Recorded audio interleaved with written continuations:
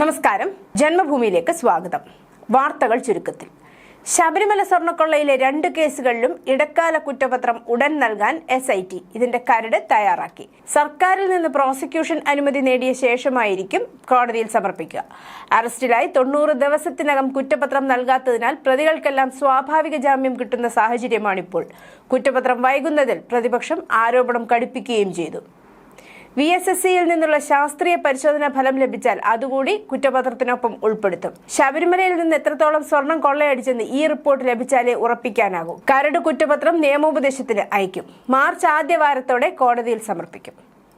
ശബരിമല സ്വർണ്ണക്കൊള്ളയുമായി ബന്ധപ്പെട്ട കള്ളപ്പണ കേസിൽ എൻഫോഴ്സ്മെന്റ് ഡയറക്ടറേറ്റ് ചോദ്യം ചെയ്ത ദേവസ്വം മുൻ എക്സിക്യൂട്ടീവ് ഓഫീസർ മുരാരി ബാബുവിന്റെ മൊഴി വിവരങ്ങൾ പുറത്ത്. കേസിലെ മുഖ്യപ്രതിയായ ഉണ്ണികൃഷ്ണൻ പോറ്റിയിൽ നിന്ന് തനിക്ക് യാതൊരുവിധ സാമ്പത്തിക നേട്ടവും ഉണ്ടായിട്ടില്ലെന്നും അനധികൃതമായി 1 രൂപ പോലും സമ്പാദിച്ചിട്ടില്ലെന്നുമാണ് EDക്ക് മുരാരി ബാബു മൊഴി നൽകിയത്. സ്വത്തുക്കളുമായി ബന്ധപ്പെട്ട എന്ത് രേഖകളും ഹാജരാക്കാൻ തയ്യാറാണെന്നും അദ്ദേഹം ഉദ്യോഗസ്ഥരെ അറിയിച്ചു. കഴിഞ്ഞ ദിവസം 9 മണിക്കൂറോളം ചോദ്യം ചെയ്ത ശേഷമാണ് മുരാരി ബാബുവിനെ ED വിട്ടയച്ചത്. സ്വർണ്ണക്കൊള്ള മാത്രമല്ല, കള്ളപ്പണ ഇടപാടും നടന്നിട്ടുണ്ടെന്നാണ് ED അനുമാനം. രക്തസാക്ഷി ഫണ്ട് തട്ടിപ്പ് വെളിപ്പെടുത്തിയതിന്റെ പേരിൽ CPMൽ നിന്ന് പുറത്താക്കപ്പെട്ട V കുഞ്ഞികൃഷ്ണന്റെ പുസ്തകം ഇന്ന് പയ്യന്നൂരിൽ പ്രകാശനം ചെയ്യും. നേതൃത്വത്തെ അണികൾ തിരുത്തണം എന്ന തലക്കെട്ടിലാണ് പുസ്തകം ഇറങ്ങുന്നത്. വൈകിട്ട് 4 മണിക്ക് ഗാന്ധി പാർക്കിലാണ് ചടങ്ങ്. CPM പ്രവർത്തകർ പരിപാടി അലങ്കോലമാക്കാൻ സാധ്യതയുണ്ടെന്ന് കാണിച്ച് V കുഞ്ഞികൃഷ്ണൻ നേരത്തെ ഹൈക്കോടതിയെ സമീപിച്ചിരുന്നു. പുസ്തക പ്രകാശന ചടങ്ങിന് വലിയ സുരക്ഷ ജില്ലാ പോലീസ് മേധാവിയുടെ നിർദ്ദേശപ്രകാരം നൽകിയിട്ടുണ്ട്. 2 ദിവസമായി CPM സംസ്ഥാന സെക്രട്ടറി ഉൾപ്പെടെ V കുഞ്ഞികൃഷ്ണനെതിരെ രൂക്ഷമായ വിമർശനമാണ് നടത്തുന്നത്. പ്രകാശന ചടങ്ങിൽ കൂടുതൽ കാര്യങ്ങൾ തുടർന്നു പറയുമെന്നാണ് V കുഞ്ഞികൃഷ്ണൻ നേരത്തെ പറഞ്ഞത്. CPMനെതിരായ ബോംബാകുമോ നേതൃത്വത്തെ അണികൾ തിരുത്തണം എന്ന പുസ്തകം എന്നതാണ് ഇനി കണ്ടറിയാനുള്ളത്. ദേശീയ സുരക്ഷാ ഉപദേഷ്ടാവ് അജിത് ഡോവൽ തിരുവനന്തപുരത്തെത്തിയതായി വാർത്ത. തുമ്പ VSSCയിലെത്തി അദ്ദേഹം ശാസ്ത്രജ്ഞരുമായി കൂടിക്കാഴ്ച നടത്തി. PSLV തുടർ പരാജയങ്ങൾ അന്വേഷിക്കാനാണ് അജിത് ഡോവൽ തിരുവനന്തപുരത്തെത്തിയത്. പ്രധാനമന്ത്രി നരേന്ദ്രമോദിയുടെ നിർദ്ദേശാനുസരണമാണ് സന്ദർശനം എന്നാണ് വിവരം. PSLV പരാജയങ്ങൾ അട്ടിമറിയല്ലെന്നാണ് വിലയിരുത്തൽ. PSLVയുടെ പരാജയങ്ങളെക്കുറിച്ച് അന്വേഷണം നടത്താറുണ്ടെങ്കിലും ദേശീയ സുരക്ഷാ ഉപദേഷ്ടാവ് നേരിട്ടെത്തുന്നത് ആദ്യമാണ്. ന്യൂഡൽഹിയിൽ മടങ്ങിയെത്തിയ അജിത് ഡോവൽ അന്വേഷണ റിപ്പോർട്ടും സമർപ്പിച്ചെന്നാണ് അറിയുന്നത്. ജനുവരി 12 ശ്രീഹരിക്കോട്ടയിൽ നിന്നും വിക്ഷേപിച്ച PSLV C-62 ദൗത്യം വിക്ഷേപണ പാതയിൽ നിന്ന് വ്യതിചലിച്ച് നിയന്ത്രണം നഷ്ടമായിരുന്നു. തുടർച്ചയായ 2ാം തവണയാണ് ISROയുടെ PSLV ദൗത്യം പരാജയപ്പെട്ടത്. വിദേശ രാജ്യങ്ങളുടെ ഉപഗ്രഹങ്ങളടക്കം റോക്കറ്റിലുണ്ടായിരുന്നു. 2025 മെയ് 18 വിക്ഷേപിച്ച PSLV C-61 ദൗത്യവും പരാജയമായിരുന്നു. കേരളത്തിന് എയിംസ് ലഭിക്കാൻ വൈകുന്നത് സംസ്ഥാന സർക്കാരിന്റെ തലതിരിഞ്ഞ നിലപാട് കാരണം. കേന്ദ്ര കുടുംബക്ഷേമ മന്ത്രാലയത്തിന്റെ മാനദണ്ഡം അനുസരിച്ച് കുറഞ്ഞത് 200 ഏക്കർ സ്ഥലമെങ്കിലും എയിംസിന് ആവശ്യമാണ്. സ്ഥലം കണ്ടെത്തി നൽകാൻ ഇടതു സർക്കാർ തയ്യാറാകാത്തതാണ് പ്രധാനമായും തടസ്സമാകുന്നത്. തത്വത്തിൽ പ്രഖ്യാപനം കഴിഞ്ഞാൽ 3 മുതൽ 4 സ്ഥലം വരെ സംസ്ഥാനം നിർദ്ദേശിക്കണം. 4ഇടത്തും കുറഞ്ഞത് 200 ഏക്കർ ഭൂമി ഉണ്ടായിരിക്കുകയും വേണം.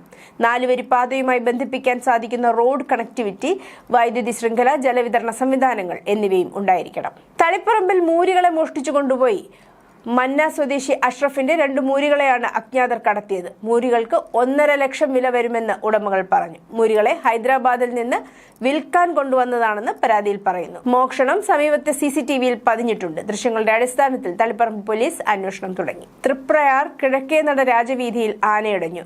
ഇടഞ്ഞ ആന വ്യാപകമായ അക്രമം നടത്തി. ഉത്സവത്തിനിടെ ഇടഞ്ഞ ആന ഇവിടേക്ക് ഓടിയെത്തിയതായിരുന്നു. റോഡരികിലുള്ള വാഹനങ്ങൾ, മതിൽ, തെങ്ങുകൾ, ആനയെ കൊണ്ടുപോകാൻ വന്ന വാഹനം എന്നിവ തകർത്തു. ആനയെ തളയ്ക്കാനുള്ള ശ്രമങ്ങൾ നടത്തിവരികയാണ്. ബുധനാഴ്ച പുലർച്ചെയോടെയായിരുന്നു സംഭവം. പ്രസവാവധി അവകാശമാണെന്നും അതിനെ മറ്റവധികൾ പോലെ കണക്കിലെടുക്കാനാകില്ലെന്നും ഹൈക്കോടതി. പ്രസവാവധി അടക്കം 1 വർഷത്തിലധികം അവധിയെടുത്തു എന്നതിന്റെ പേരിൽ മെഡിക്കൽ സയൻസിൽ ഉന്നത പഠനം തുടരാൻ അനുവദിക്കാത്തതിനെതിരായ ഹർജി തീർപ്പാക്കിയ ഉത്തരവിലാണ് ജസ്റ്റിസ് ബെച്ചു കുര്യൻ തോമസിന്റെ നിരീക്ഷണം.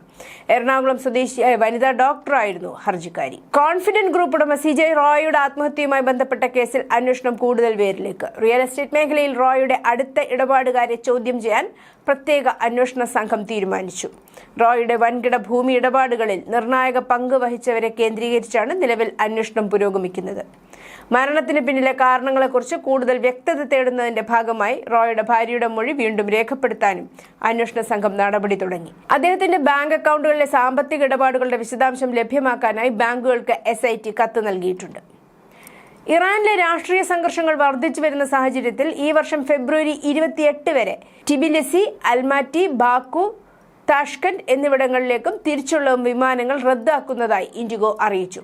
ഇറാനിലെ സാഹചര്യം കണക്കിലെടുത്ത് യാത്രക്കാരുടെയും ജീവനക്കാരുടെയും സുരക്ഷ ഉറപ്പാക്കുന്നതിനാണ് തീരുമാനമെടുത്തതെന്ന് എയർലൈൻ പ്രസ്താവനയിൽ പറഞ്ഞു. ഉത്തർപ്രദേശിലെ മധുരയിൽ ബംഗെ ബിഹാരി ക്ഷേത്രത്തിന്റെ ഇടനാഴികളിലും മുറ്റത്തും ഉരുക്ക് റെയിലിംഗുകൾ സ്ഥാപിക്കുന്നതിനുള്ള കരാർ ഇസ്ലാം മതവിശ്വാസിക്ക് നൽകിയതിന്റെ വിവാദം.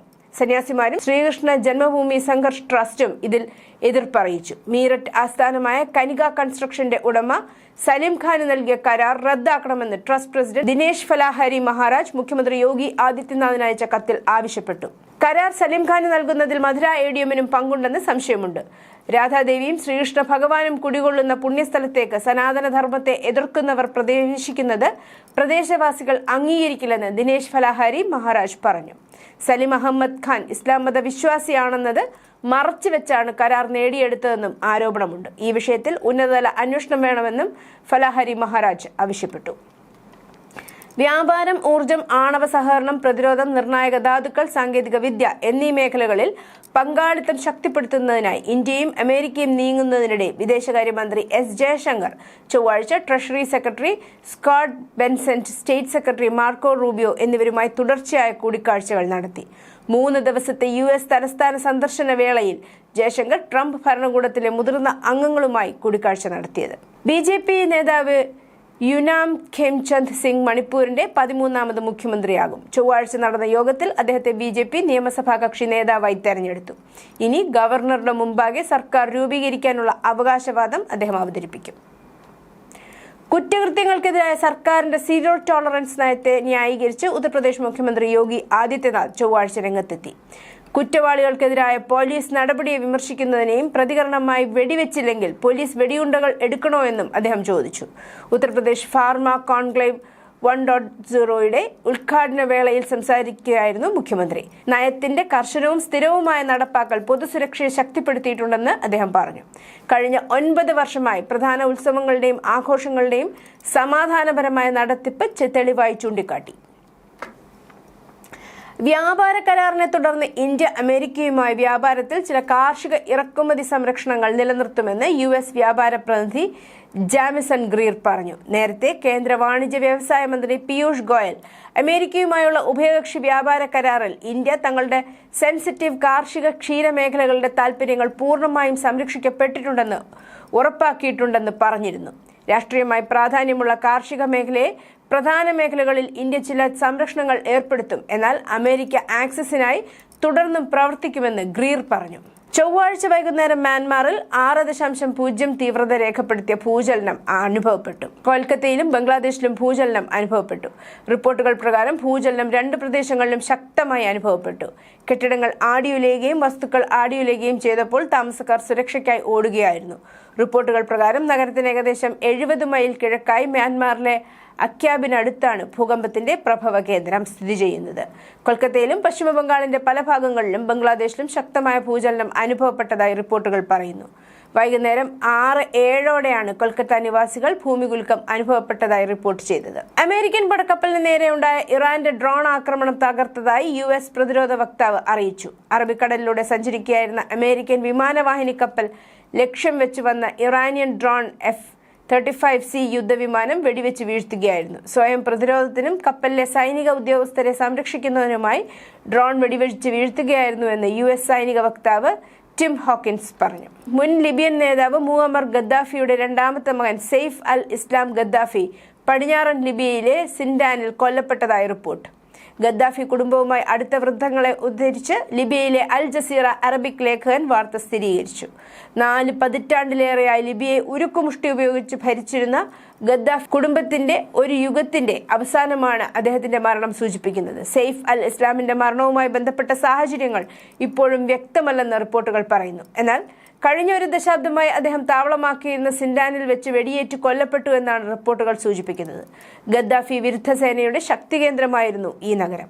ഇന്ത്യ റഷ്യയിൽ നിന്ന് എണ്ണ വാങ്ങുന്നത് നിർത്താൻ പോവുകയാണെന്ന് പ്രസ്താവിച്ചുകൊണ്ട് ഇന്ത്യൻ സർക്കാരിൽ നിന്ന് ഇതുവരെ ഔദ്യോഗിക പ്രസ്താവനകളൊന്നും വന്നിട്ടില്ലെന്ന് റഷ്യ ചൊവ്വാഴ്ച അറിയിച്ചു. ഇന്ത്യയെക്കുറിച്ചുള്ള ട്രംപിന്റെ അഭിപ്രായങ്ങൾ റഷ്യ വിശകലനം ചെയ്യുകയാണെന്ന് ക്രെംലിൻ വക്താവ് ദിമിത്രി പെസ്കോവ് പറഞ്ഞതായി റിപ്പോർട്ട്. US-ഉമായുള്ള വ്യാപാര കരാർ പ്രകാരം റഷ്യയിൽ നിന്ന് എണ്ണ വാങ്ങുന്നത് നിർത്താൻ ഇന്ത്യ സമ്മതിച്ചതായി US പ്രസിഡന്റ് ട്രംപ് പറഞ്ഞ സമയത്താണ് പെസ്കോവിന്റെ പ്രസ്താവന. News desk Janmabhumi.